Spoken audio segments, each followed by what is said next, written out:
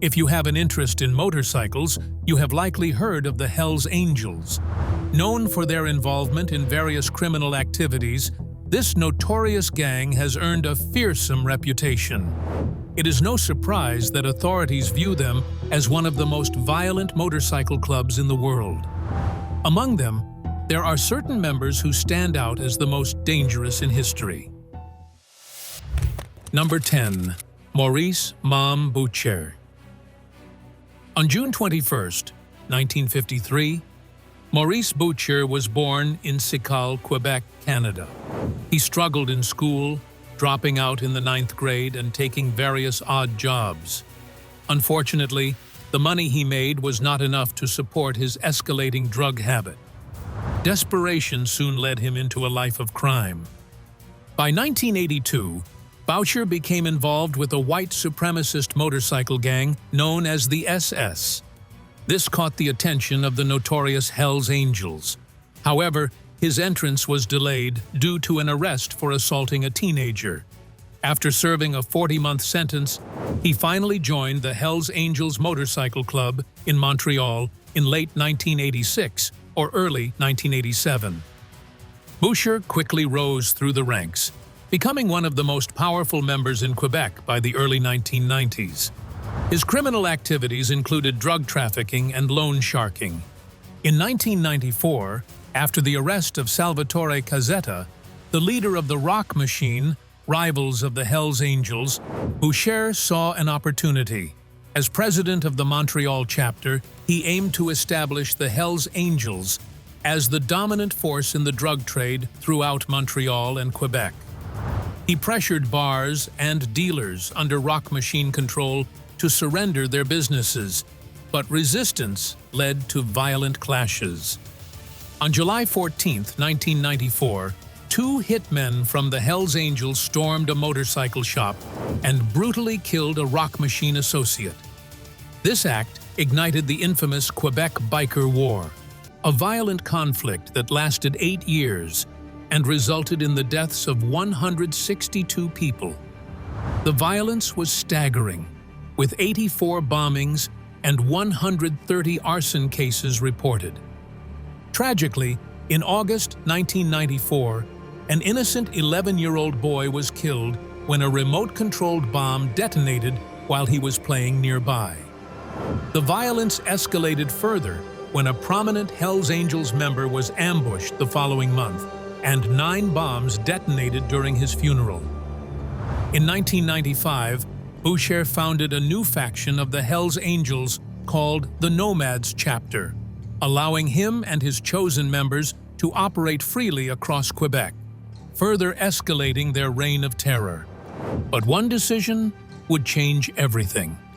On September 8, 1997, amidst the ongoing war with Rock Machine, Boucher ordered the random killings of correctional officers Diane Levine and Pierre Rondeau. His goal was to intimidate the judicial system, ensuring that it would be too scared to pursue bikers. In a surprising turn, a jury acquitted Boucher of the murders in 1998, but police continued to keep a close watch on him. In 2000, an appeals court overturned the acquittal, leading to his arrest once again. By May 2002, thanks to a police informant, Boucher was convicted of the murders and sentenced to Canada's only supermax security prison. He smiled as the verdict was read, convinced that prison would not break him. In 2015, while still incarcerated, Boucher was charged with conspiring to kill Reynald Desjardins, an associate of the Montreal Mafia. Even from behind bars, he remained one of Quebec's most feared crime bosses. However, no amount of power could protect him from one thing: cancer. On July 10, 2022, Maurice Boucher died from cancer in the prison hospital, marking the end of a brutal chapter in the history of the Hells Angels. Yet, his most trusted hitman continued his ruthless legacy, proving that the cycle of violence was far from over. Number 9. David Wolfe Carroll.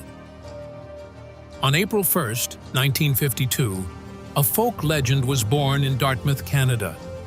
His name was David MacDonald Carroll, but everyone called him Wolf. From a young age, Wolf was captivated by the wild side of life, and soon he found himself in a biker gang known as the 13th Tribe. Little did he know, this was just the start of his notorious journey. He caught the eye of the infamous Maurice Boucher, who personally recruited him for the Hells Angels. Wolf moved to Montreal, where he was given the weighty task of overseeing drug operations in the Laurentians. He quickly climbed the ranks, becoming Boucher's most trusted enforcer, with whispers of his involvement in at least 15 murders. But his criminal path did not stop there. In the mid-1980s, Wolf was caught running a prostitution ring in Montreal. Remarkably, he served only 1 year in prison for this crime. Determined to stay out of jail, Wolf was committed to living life on his terms. Despite his violent reputation, Wolf was known for his intelligence and was a significant figure in the Halifax chapter of the Hells Angels. He wore the infamous Filthy Few patch, a badge signifying his readiness to kill for the club. During the Quebec Biker War, Carroll harbored a deep hatred for the rival Rock Machine Gang, with rumors linking him to the deaths of several members. He also had personal disputes with other Hells Angels and was involved in drug sales in areas claimed by other gangs. From 1995 to 2001, Wolf and 2 accomplices were accused of plotting to kill rival gang members who refused to buy drugs from them and the Hells Angels Nomads chapter. On March 28, 2001, during a police operation named Springtime, a warrant was finally issued for Wolf's arrest on 13 counts of first-degree murder. At that time, he was in Mexico, leading authorities to request his extradition, along with 2 other angels, Yves S. Dubé and André Chouinard. Only Dubé was returned, while Carroll and Chouinard vanished without a trace. Now, 22 years later, Wolf is still on the run. He is not alone. There are other Hells Angels who have managed to elude capture, playing their own game of hide-and-seek with the law. The mystique of Wolf continues, a haunting reminder of the darker paths some take in the quest for power and dominance in the underworld. Number 8. Paul Aische. By day, Paul Aische was a clean-cut stockbroker from Arizona, dressed sharply in a suit and tie. But once the sun set and he traded in his professional attire, he morphed into one of America's most wanted criminals, eventually landing on the U.S. Marshal's 15 Most Wanted list. On October 27, 2001, a typical church meeting was taking place at the Hells Angels Clubhouse in Mesa, Arizona. This was not a gathering of the faithful. It was a secretive assembly where club members plotted various illegal activities, including selling methamphetamine. That night, Cynthia Garcia, a 44-year-old mother of 6, decided to join the party at the clubhouse, unaware it would be her last. After a few drinks, Cynthia began insulting the Angels and their leadership. Bad move. Her drunken insults ignited the club's fury. They viciously attacked her, kicking and stomping her while she lay helpless on the floor. When they were done, they tossed her unconscious body into the trunk of a car and vanished into the dark desert. Tragically, Cynthia's body was discovered on Halloween, brutally stabbed nearly 30 times, with attempts made to decapitate her. 2 years later, a federal probe, Operation Black Biscuit, raided the Mesa chapter of the Hells Angels. Over a dozen members were arrested, facing serious charges like drug trafficking and conspiracy. This investigation connected the dots to Cynthia's murder, implicating 2 members, including Paul Aische. Despite the grave accusations, a judge surprisingly granted Aische bail. Influenced by his stable job as a stockbroker, and a mostly clean record. But Paul had no intention of facing his day in court. On July 29, 2004, he disappeared without a trace. That morning, he removed his ankle monitor, bid farewell to his girlfriend, and slipped out of the country using a fake passport arranged by fellow Hells Angel Robert Eugene Tombstone Toomey. Aisha managed to stay off the radar for years until Argentine authorities finally caught him in Buenos Aires in 2011. During his arrest, officers found a passport, a driver's license, and a social security card, all bearing Toomey's name, in Aisha's possession. Surprisingly, a petition on Change.org emerged, calling for him to stay in Argentina rather than be sent back to the United States. Supporters claimed he had a family there and that he would face wrongful charges. Despite gathering over 4,000 signatures, the petition changed little. In 2018, Aisha returned to Arizona, handcuffed and facing charges for Cynthia Garcia's murder. The story of Aisha is a stark reminder of how a life of crime can unravel in the most dramatic fashion. Stay tuned for the next angel on our list, who also tried desperately to stay out of jail, but ultimately faced his fate.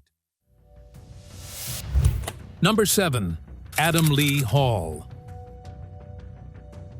In August 2011, David Glasser and Edward Frampton were roommates in Pittsfield, Massachusetts, often hanging out with their friend, Robert Chadwell. Frampton was active, enjoying basketball, and participating in the Special Olympics, while Chadwell worked as a counselor for struggling teens. Glasser was a well-liked member of the community. However, their lives took a dark turn when they became entangled with Adam Lee Hall. 2 years earlier, Hall, a member of the Hells Angels motorcycle gang, violently attacked Glasser with a baseball bat, suspecting him of theft. Glasser did the right thing and reported the assault to the police, leading to Hall's arrest on charges of not only assault, but also drugs and weapons. In September 2011, both Glasser and Hall were set to appear in court, with Glasser ready to testify against Hall. But before that day could arrive, Glasser, Frampton, and Chadwell mysteriously disappeared. Fearing for Glasser's safety, the police focused their investigation on him. After an intense 11-day search, the authorities made a horrifying discovery. The dismembered bodies of Glasser, Frampton, and Chadwell were found buried in a pit, wrapped in plastic bags. Autopsies revealed that they had endured unimaginable suffering, being brutally tortured and killed. It appeared that Glasser was the main target, while Frampton and Chadwell were caught in the crossfire of a deadly gang conflict. In the end, Hall and 3 accomplices received life sentences without parole, revealing the dangerous reality of crossing paths with the Hells Angels. The chilling truth is that when gangs like this are involved, even something as ordinary as attending a concert can turn into a fight for survival. Number 6.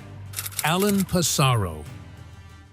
On December 6, 1969, the Altamont Speedway Free Festival unfolded near Tracy, California. This legendary rock concert drew a massive crowd, with about 300,000 people coming to see iconic bands like Jefferson Airplane, the Grateful Dead, and the Rolling Stones. Expectations were sky-high for a memorable event. However, the organizers made a questionable choice for security. Instead of hiring professionals, they enlisted the Hells Angels, a notorious motorcycle gang, in exchange for $500 worth of beer. Positioned right in front of the stage, the Angels were meant to keep the audience at bay, using their motorcycles as a barrier. Unfortunately, as the day progressed and the Angels continued to drink, tensions began to rise. What started as an attempt to control the crowd quickly spiraled into chaos. The drunken Hells Angels began throwing full cans of beer and wielding motorcycle chains against concert-goers. By the time the Rolling Stones finally took the stage in the evening, the atmosphere was thick with hostility and violence. Fights erupted, and the situation grew increasingly dangerous. One person caught in the turmoil was Denise Jukes, a local band member who was struck on the head by a bottle, sustaining a severe skull fracture that required emergency surgery. However, the worst was yet to come.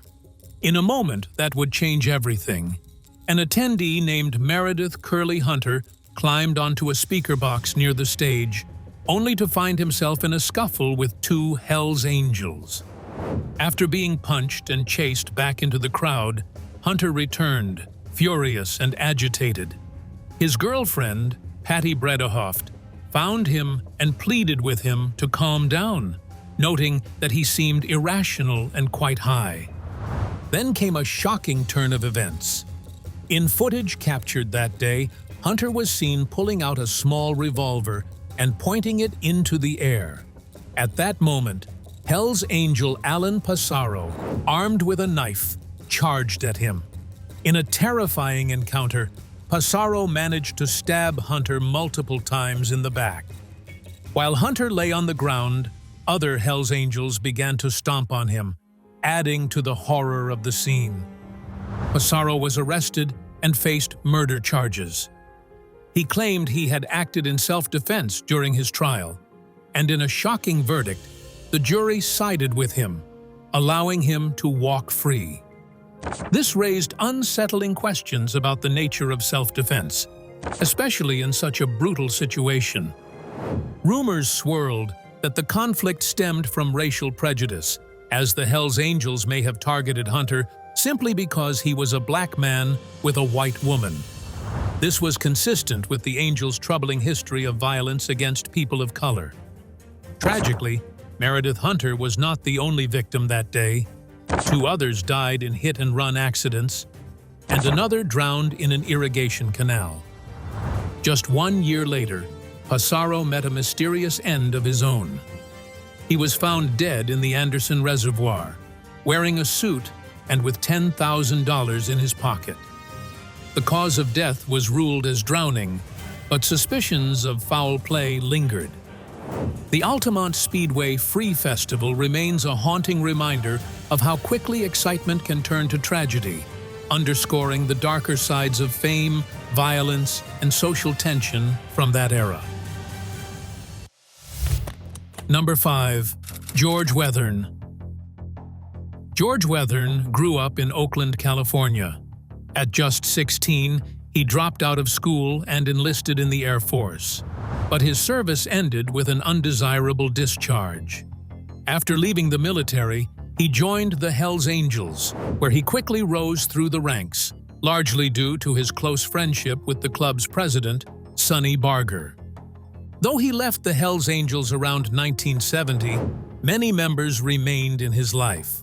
However, once you are part of the Hells Angels, it is a bond that is hard to shake. This became painfully clear when 3 bodies were discovered on George Wethern's sprawling ranch in Northern California. Whispers around town suggest that this land, believed to have been bought using club money but registered in Wethern's name, was a place to hide bodies. The gruesome motive? A supposed debt owed to another member, William Zorro Mitten. According to rumors, Wethern shot Mitten at a party while high on drugs in 1969, then left him the keys to the ranch with a warning to stay away one particular weekend. The discovery of the bodies was chilling. One victim was a young woman shot in the head, while the other 2 were fellow Hells Angels caught in a power struggle. Reports indicated that these men were given coffee laced with LSD, a tragic fate described by William Whispering Bill Pfeiffer, a former club member turned informant. Whispering Bill was serving time in jail and battling cancer. Knowing his days were numbered, he sought a deal for immunity in exchange for his testimony about the murders. He pointed investigators to Wethern's ranch, where he lived with his wife. When authorities raided the property, they found drugs, weapons, and the bodies, leading to the arrest of George and his wife. As the police continued searching, they suspected there could be more bodies hidden there. Following his arrest, George agreed to become a state witness. In exchange for revealing the locations of the bodies, he received immunity. He testified against other Hells Angels members involved in the murders, which ultimately led to him, his wife, and their 2 children entering a witness protection program. Today, George Wethern's whereabouts remain unknown, but he has written a book titled Wayward Angel, sharing his life experiences within the Hells Angels and the journey that led him to testify against his former brothers and seek protection. Do not be surprised if I tell you that this story is just the beginning. The bodies found on that ranch were only the tip of the iceberg when it comes to the dark secrets of the Hells Angels. Number 4. Michelle Jinx Genest. In 1985, a shocking and brutal event rocked a quiet town in Quebec's eastern townships. 5 men associated with the infamous Hells Angels found themselves at the heart of a violent betrayal. This tragic incident unfolded in the gang's bunker, nestled on a wooded hill near Sherbrooke, where the members of the now-defunct Laval chapter met a grim fate. That day, 2 other members who were supposed to be there chose not to attend the meeting, narrowly avoiding death. The bodies of the 5 slain were callously disposed of in a river, wrapped in sleeping bags and weighed down with heavy blocks. This horrifying act would come to be known as the Lennoxville Purge, marking a dark chapter in Quebec's history. Surprisingly, rather than causing the downfall of the Hells Angels in Quebec, this massacre only reinforced their hold on the region. In the years that followed, the Hells Angels solidified alliances with other criminal groups, including the West End Gang and the Mafia. As they dove into multi-million-dollar drug operations, they realized the stakes were high and decided to take drastic action, leading to the deadly purge. Tragically, the 5 members were not the last to face such a violent end. Just weeks later, on April 7, 1985, Hells Angel Michelle Jinx Genest murdered Claude Roy, a man connected to the Laval chapter. Genest's motive? Roy had broken the gang's strict rules by using hard drugs and was suspected of being a police informant. Now that we have uncovered the violent nature of those enforcing the gang's brutal code, let us turn our attention to the key figures orchestrating this chaos. Number 3. Michel Sky Langlois. Michel Sky Langlois was a key figure in the notorious Popeyes biker gang, which joined forces with the Hells Angels in 1977. Sky's criminal activities included drug trafficking and orchestrating murders, all for the gang's benefit. In the early 1970s, the Popeyes teamed up with the Dubois brothers and found themselves in fierce battles against rival biker gangs like the Devil's Disciples and Satan's Choice. Against all odds, they emerged victorious, seizing control of the drug trade in their territory. After the merger with the Hells Angels, Langlois became the powerful leader of the club in Quebec. He was tasked with expanding their influence and criminal operations across Canada. His main rival at the time was the Montreal North chapter, led by the violent Yves Le Boss Laplante, infamous for their reckless behavior and drug abuse. Concerned about how this conduct was harming the club's activities, Sky and the other leaders decided to eliminate the threat posed by the Montreal North chapter. This decision tragically led to the Lennoxville massacre in March 1985, where 5 members of that chapter lost their lives. In July 1985, Langlois was arrested, but quickly posted bail and went on the run. He fled to Morocco, where he lived in hiding for 2 years before surrendering to authorities in 1988. He pleaded guilty to being an accessory to murder, resulting in a surprisingly light 2-year prison sentence. After serving his time, Langlois continued his life of crime, only to be arrested again in 2018 as part of a drug trafficking investigation. With a history of violence and a knack for evading the law, he exemplified the chilling nature of the Hells Angels and the dangerous world he inhabited. Number 2. Yves Apache Trudeau. On February 4, 1946, a boy named Yves Trudeau was born. Unbeknownst to the world, he would grow up to be known as the Apache, one of Canada's most notorious outlaw bikers and a chilling contract killer. Trudeau's path to infamy began when he joined the Hells Angels, quickly rising to become their leading assassin. He was deeply entangled in fierce biker battles, including the Popeyes Devil's Disciples War and the Quebec Biker War.